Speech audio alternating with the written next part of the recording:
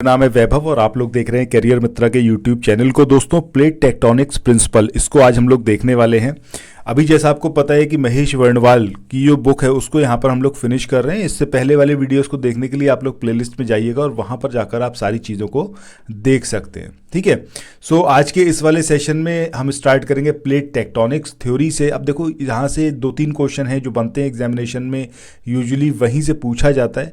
सो एक एक करके सारी चीज़ों को कवर अप करेंगे और कुछ भी ऐसा नहीं रहेगा जो यहाँ पर छोड़ा जाए। जो आपका चैप्टर नंबर 6 है, ठीक है, महेश वर्णवाल की बुक का, तो वहाँ से हमने स्टार्ट किया है।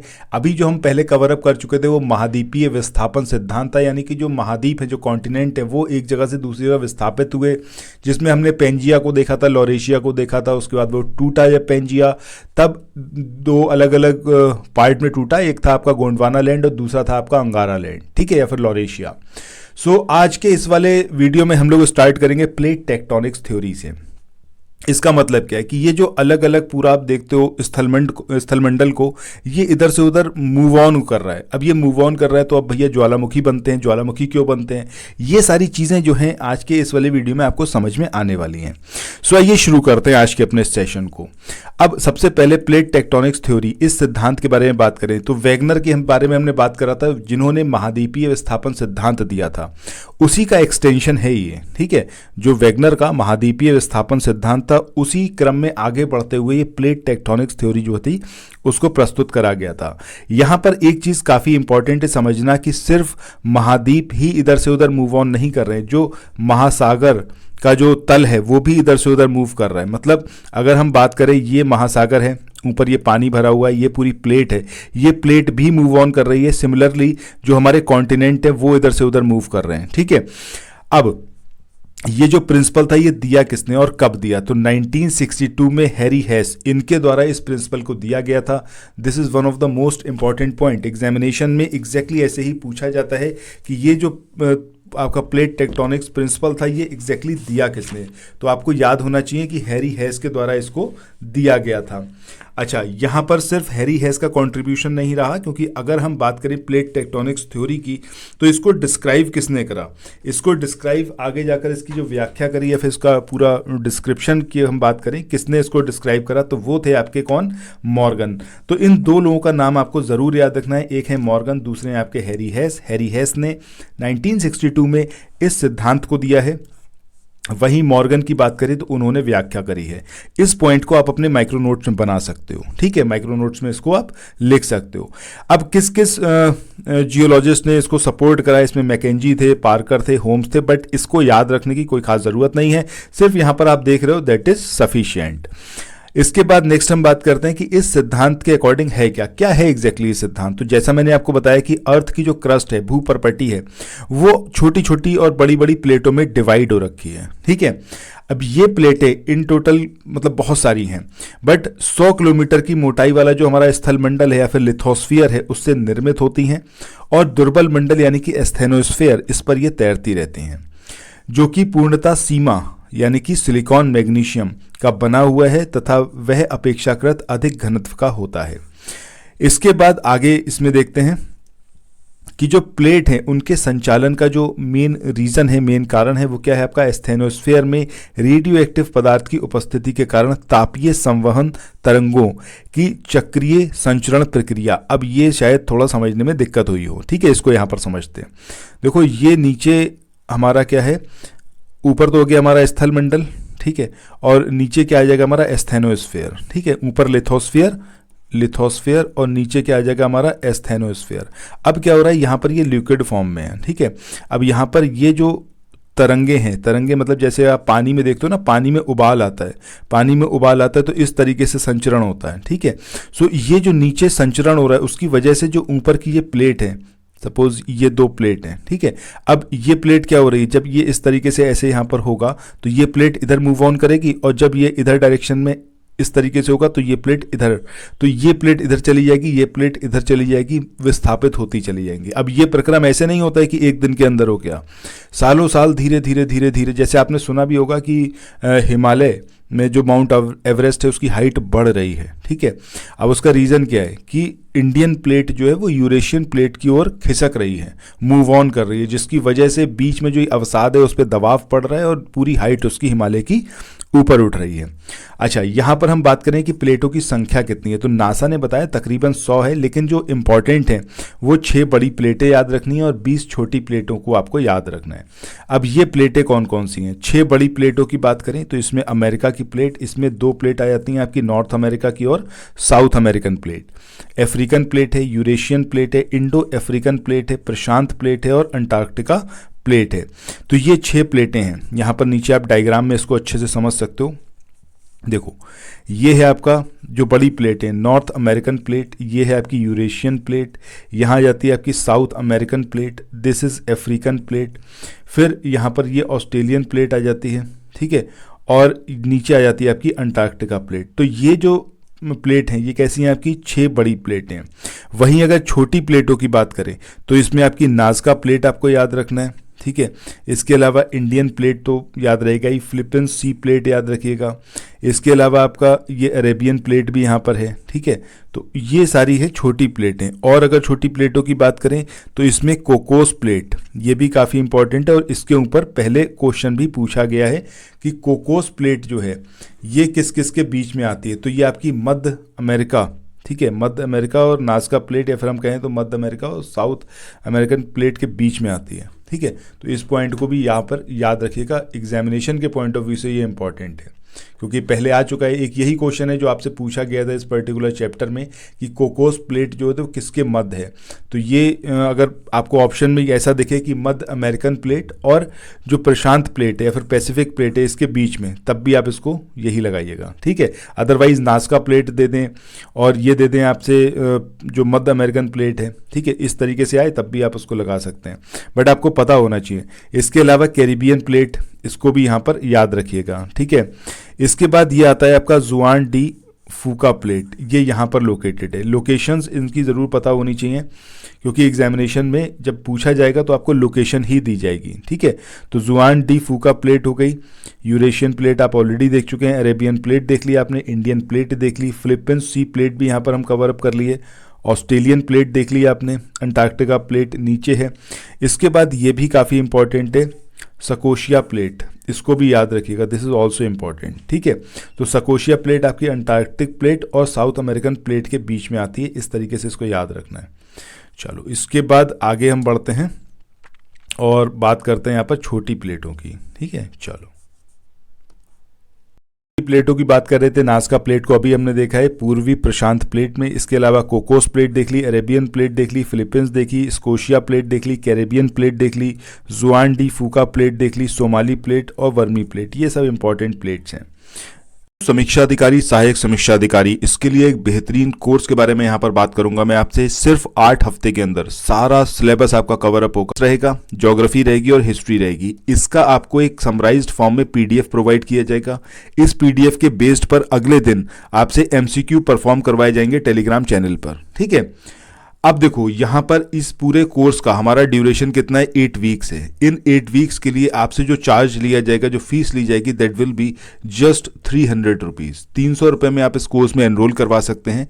इसके लिए आप 9027281376 या फिर 6395649901 इन दोनों में से किसी भी नंबर पर मुझसे संपर्क कर सकते हैं, व्हाट्सएप और टेलीग्राम। अब यहाँ पर हम बात करते हैं लिथोस्फेरिक प्लेट के बारे में। अभी तक देखो हमने क्या समझा, हमने ये समझा कि ऊपर लिथोस्फेयर वाली प्लेट्स हैं, नीचे आपका ये एस्थेनोस्फेयर है। और एस्थेनोस्फेयर यहाँ पर जो है कन्वेंशन करंट जो होता है उसकी वजह से ये जो प्लेट्स हैं ऊपर लिथोस्फेयर की, ये प्लेट इधर से उधर मूव ऑन करती हैं। अब यहाँ पर हम ये देखेंगे कि जो प्लेट्स होती हैं लिथोस्फीयर की, ये कितनी तरीके की होती हैं और क्या कुछ होता है। तो पहली ऐसी प्लेटें जो कि पूरी तरीके से कैसी है, महासागरीय, यानी कि आपकी ओशियनिक प्लेट्स हैं, जिसका एक एग्जांपल है आपका प्रशांत प्लेट, ठीक है। ये पूरी तरीके से कैसी है, महासागर वाली प्लेट है।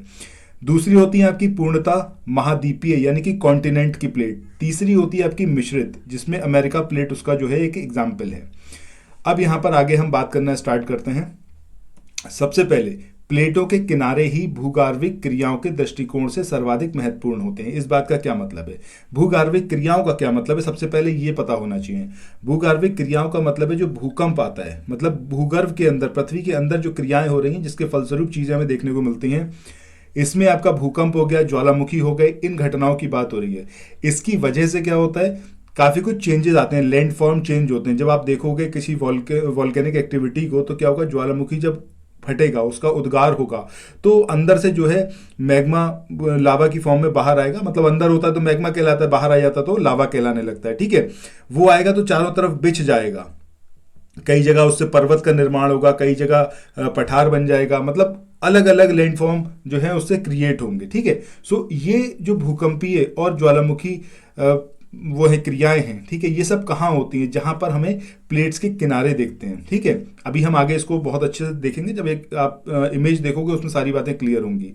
सामान्य रूप से प्लेटों के किनारे को 3 प्रकार से डिवाइड किया जाता है। अब वो 3 प्रकार कौन से हैं? पहला है आपका रचनात्मक किनारा, यानी कि जहां पर क्या हो, कुछ नई रचना हो रही हो, जैसा इसका नाम है। अब देखो यहां पर जैसे आप ये देख रहे हो ना, ये रचनात्मक किनारे का मतलब क्या हो जाएगा, 2 अलग अलग ये आपके प्लेट्स हैं जो अलग अलग डायरेक्शन में मूव ऑन कर रही हैं। सबसे पहले हम इसको यहीं पर देखते हैं। ठीक है, देखो सबसे पहले क्या हो रहा है, जो हम तापीय संवहन तरंगों की बात कर रहे थे, इसमें हमने बात किसकी करी थी, तापीय संवहन तरंग, यानी कि जो कन्वेंशनल करंट है पृथ्वी के अंदर, वो जो इस तरीके से होता है आपका, ये आपका क्या हो गया, ये हो गया आपका जो एस्थेनोस्फीयर है। ठीक है, तो इसके अंदर क्या होगा, करंट इस तरीके से होगा, मतलब अंदर से, जो मैं अभी आपको बता रहा था कि जब आप पानी को बॉईल करते हो तो बॉईल करने पे क्या होता है, नीचे से बुलबुले ऊपर उठते हैं। सिमिलरली यहाँ पर एक कन्वेंशन करंट होगा, ऊपर क्या होगा, आपके लिथोस्फेरिक प्लेट होगी जो इधर उधर मूव ऑन करेगी। ठीक है,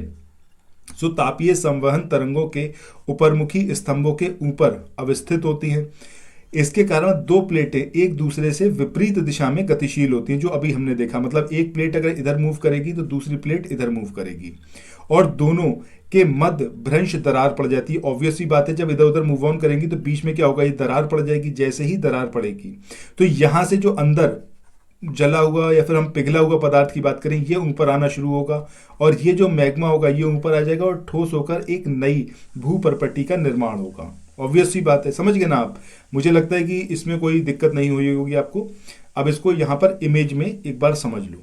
ये जो आप देख रहे हो, नीचे क्या है आपका एस्थेनोस्फीयर है, ऊपर आपका लिथोस्फीयर है। ये लिथोस्फीयर की प्लेट इधर मूव ऑन कर रही है, ये इधर मूव ऑन कर रही है, बीच में दरार पड़ी और यहाँ से आपका क्या मैग्मा बाहर आएगा, और यहाँ पर क्या होगा, पूरा ये जो मिड ओशियनिक रिज है ये, ठीक है, और रिफ्ट वैली यहाँ पर क्रिएट हुई, और यहीं से क्या है, मैग्मा बाहर निकल के आएगा और एक नवीन आपका लैंडफॉर्म का निर्माण होगा, डाइवर्जेंट बाउंड्री। ठीक है, अतः इन प्लेटों के किनारों को रचनात्मक किनारा कहते हैं, तथा इस प्रकार की प्लेटें अपसारी प्लेटें कहलाती हैं। ये जरूर याद रखिएगा, इस प्रकार की प्लेटें जो अलग अलग डायरेक्शन में जा रही हैं क्या कहलाती हैं, अपसारी प्लेटें। और ऐसी घटनाएं मध्य महासागरीय कटकों के सहारे घटित होती हैं। मध्य अटलांटिक कटक इसका सर्वोत्तम उदाहरण है। ठीक है, सो जब हम बात कर रहे हैं डाइवर्जेंट प्लेटों की या फिर डाइवर्जेंट बाउंड्री की, तो आपको यहाँ पर याद रखना है कि उसका एग्जाम्पल कौन सा है, आपका मध्य अटलांटिक कटक। इसके बाद नेक्स्ट हम बात करते हैं विनाशात्मक किनारे की। सो ये तापीय संवहन तरंगों के अधोमुखी स्तंभों के ऊपर अवस्थित होती हैं।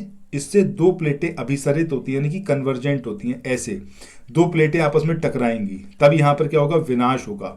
और आपस में जब प्लेटें आपस में टकराती हैं तो ये जो प्रक्रिया होती है, इसमें जो अधिक घनत्व की प्लेट है, मतलब जो आपका ओशियनिक प्लेट है, वो क्या होता है, कम घनत्व की प्लेट के नीचे सबडक्ट हो जाती है। जो आपकी ओशियनिक प्लेट होती है वो कॉन्टिनेंटल प्लेट के नीचे चली जाती है। ठीक है, और इस प्लेट को क्या बोलते हैं, जो नीचे जाती है, वो है आपकी वेनी ऑफ मेखला या फिर वेनी ऑफ जोन।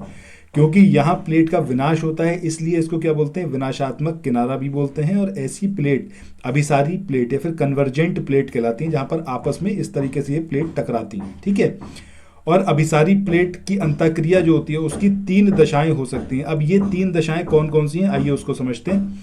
सबसे पहले जो एक आपकी जब एक जो होती है अभिसारी प्लेट महाद्वीपीय हो, मतलब एक प्लेट आपकी कैसी हो कॉन्टिनेंटल और दूसरी कैसी हो आपकी ओशियनिक, तब क्या होगा जो महासागरीय प्लेट होगी वो अधिक भारी होने के कारण महाद्वीपीय प्लेट यानी कि जो ओशियनिक प्लेट होगी वो आपकी नीचे चली जाएगी किसके, कॉन्टिनेंटल प्लेट के। क्यों? क्योंकि इसकी डेंसिटी ज़्यादा है, ज़्यादा भारी है।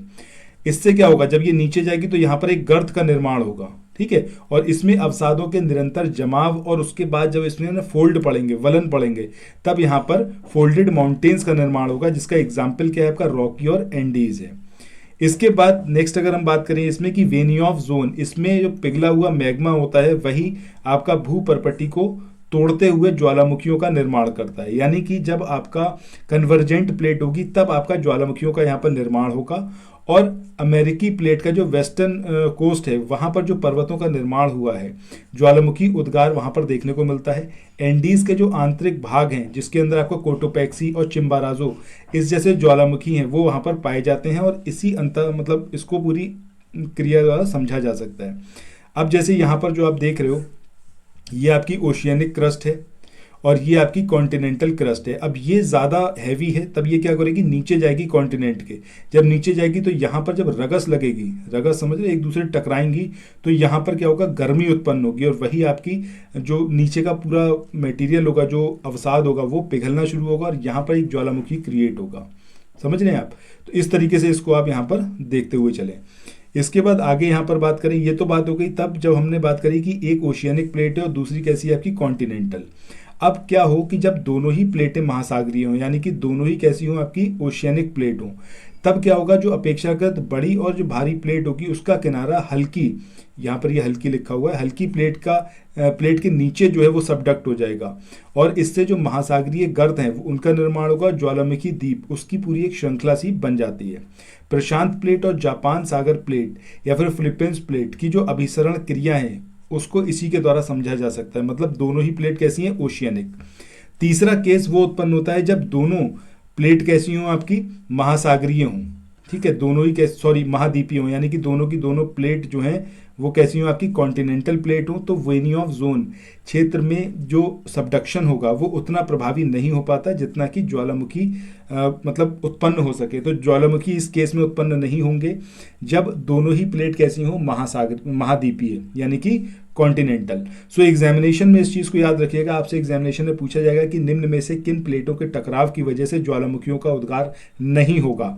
तो आपको याद रखना है कि जब दोनों ही कॉन्टिनेंटल प्लेट होंगी तो उस मोमेंट पर ज्वालामुखी नहीं बनेंगे, परंतु ये क्षेत्र जो है भूगर्भिक रूप से अस्थिर होते हैं। जैसे अगर इंडियन प्लेट की बात करें और यूरेशियन प्लेट की बात करें तो दोनों ही कैसी हैं, कॉन्टिनेंटल प्लेट हैं। जब ये टकरा रही हैं तो उसकी वजह से क्या हो रहा है, कोई ज्वालामुखी नहीं है। अगर आप हिमालय की साइड में देखोगे तो वहाँ पर कोई ज्वालामुखी नहीं है, ठीक है, बट ये अस्थिर है, भूकंप यहाँ पर आते रहते हैं और यहाँ पर बड़े मोड़दार पर्वत यानी कि जो फोल्डेड माउंटेन्स हैं उसका निर्माण होगा। चाहे हम यूरेशियन प्लेट और इंडियन प्लेट की बात करें जो आपस में टकरा रही हैं और नीचे के आपकी जो आपका टेथिस भूसन्नति थी उसके अवसादों के वलन और प्लेटीय किनारों के मुड़ाव से उत्पन्न जो हिमालय पर्वत है इसका एग्जाम्पल यहाँ पर समझा जा सकता है। जो आपका जो आपका इंडियन प्लेट है और यहाँ पर यूरेशियन प्लेट है, ठीक है, यहाँ पर अगर इन दोनों को बिल्कुल सेपरेट करते हैं, बहुत पीछे टाइम पर जाएं, तब यहाँ पर क्या था, टेथिस सागर था।